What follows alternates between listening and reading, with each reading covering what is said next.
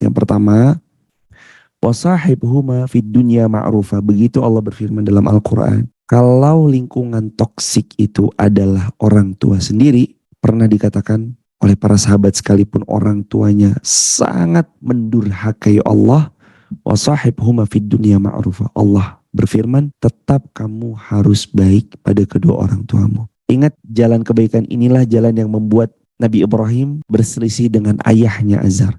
Jadi kalau hari ini kita ketemu kisah yang sama, yang toksik ini malah orang tua sendiri misalkan. Sabar, sabar, sabar. Dan tetap wasahibhuma, sahabati keduanya, orang tua kita.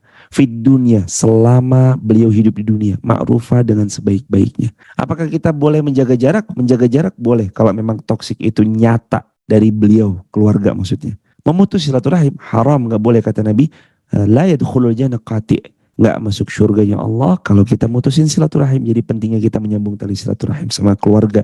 Jaga jarak diperbolehkan, silaturahim diputus jangan. Itu.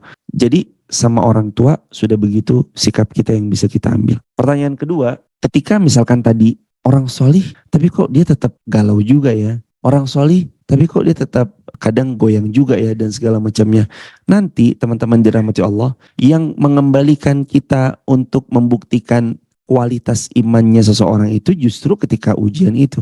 Kalau secara casing lahiriah kita nampaknya kok zahirnya salih, baik sangkanya kita tentu salih.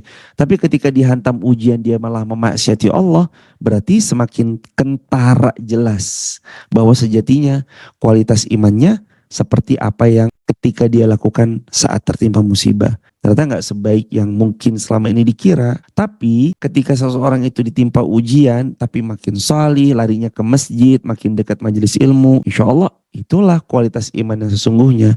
Karena nanti ujian itu menampakkan siapa diri kita yang sesungguhnya. Itu kalau memang kunci jawabannya kembali ke Allah, kok ada yang salih tapi malah ditimpa ujian malah makin jauh dari Allah. Nah, PR-nya berarti kesalihannya apakah baru sebatas ilmu atau sudah sampai pada menjadi karakter.